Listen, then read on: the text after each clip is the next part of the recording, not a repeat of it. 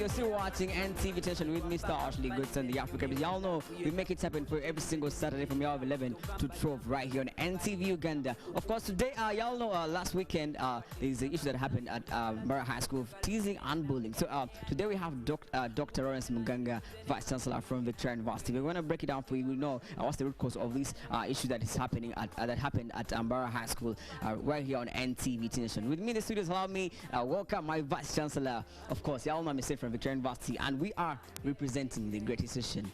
Y'all know.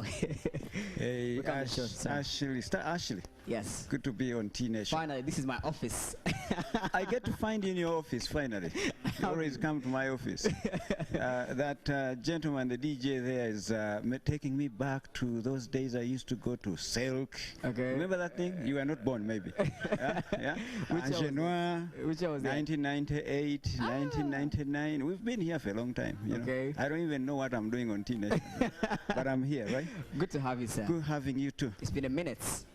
Definitely, but we can reduce it to seconds. Okay, last weekend but one, an issue happened at Mara High School, teasing and bullying. Yeah. And the school suspended the entire senior 4 and senior 6s because of the issue that happened. So I feel like it wasn't the right thing to do. Yeah, maybe they could find a proper punishment for the students. Right. And it still perturbs my mind. Yeah. What do you say about that? Yeah, it is three-way, and you have to first look at it this way. First of all, every school has rules and regulations, and if someone faults those regulations, they have to live the consequences. I am an educator and a person who follows the law. Rules and regulations are something that count, but there is also something more important than the rules and regulations. It is the life of these young men or even women that have involved in this situation, that have been sent home, perhaps to even miss their exams, right? So it is the future we are playing around with. We are killing the future of these people, young people. We are killing the future of the human capital of this country when we try to do that. Yet one thing I understand, that as teachers, I'm a teacher as well, as teachers, we are called to be the second parents beyond the parent that sent those kids to school. So you have to be problem solvers, find a solution that this one-fits-all punishment is not something that is called for.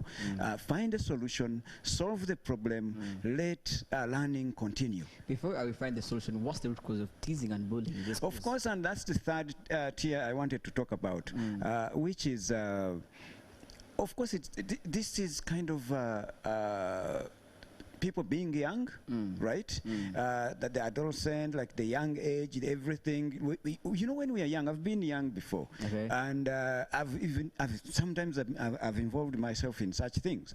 But I can tell you, these things have nothing you will ever benefit from other than regret. You live a life regretting that, why did I do what I did?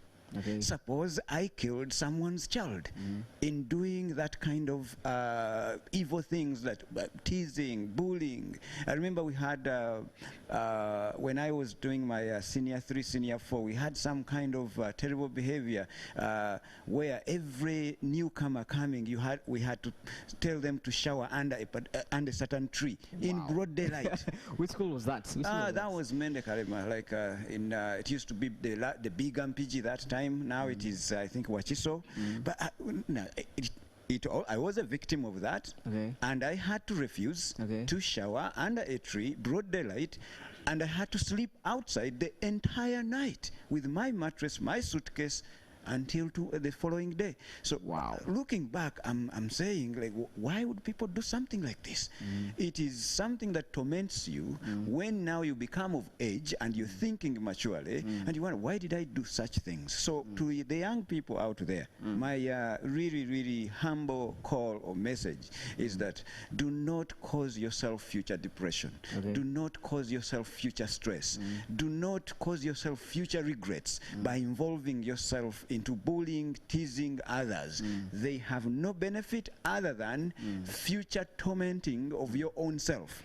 Before I wrap up this interview, do you think the parents or the guardians they really contribute to their children misbehaving when they're at school? Sometimes, yes. Of course, when you really surrender your children to become kids of nurtured and cared for by TVs, movies, they are going to learn so much behaviors. Cartoons, some of them are violent, and and also being kids, right? They are going to learn so many things, and they are energetic. So the judgment is still not that level you want them to be. So we need to nurture kids to see a human being as a human being, to look at themselves, the way they love themselves, the way they care about themselves, the way they don't want anything bad to happen to them. Let them live the same life with others. And once they do that, we will have a perfect school environment. Do we have the same issues at the university level? Because that was high school level. Sometimes, of course. Of course. Remember the students that come to university. These are high school students, most of them. And of course, some of them are not of that age yet. So they are going to have different fraternities. They are going to have different cliques. Some of others are not maybe dressed like others may want them to be dressed. Others have shoes that they look at them as 20th century shoes. Others have dope shoes, and they call them dope. You guys call them dope shoes. Yeah. So you realize that they start their bullying is a little bit advanced. In other words, it's trying to segregate others, and others feel out of place. The sense of belonging is not there. Maybe it's not the beating, it's not the harassment that we used to see in high school or lower secondary schools, right? But it is this kind of advanced bullying and teasing that makes will make other people to hate themselves, feel out of place, and even dropping out of a particular program. We try to have, of course, counselors to help these people, and we continuously talk to our students to be good citizens of this country. I think we shall take this discussion further online. I can't deny that, but thank you for the opportunity to talk about this issue. So today we're having Rebecca Gao Senior 4 and Senior 4 prom party on the show, yeah? So take us through back in the days. Did you guys have a prom party? 100%. We used to call them socials. So this word is new. We used to call them socials. And what did you tell to your prom dates? Like, now, there is one funny, I don't know how you call this kind of approach. Like I used to be in a single school, single-sex school. So, but in socials we could invite another single-sex school girls. So, but when it came to time to dance like slow music, right? Remember that our time they used to call it squeeze, right? Those are the days. So I remember at my school they used to take girls upstairs. So and now, because we would struggle with the choice, if they left us to choose, everyone would run for that beautiful girl, right? So they take them upstairs and they ask them to drop one shoe. So the boys are down, the girls are up. So as shoes drop, you choose one shoe. Oh my God! But my friend.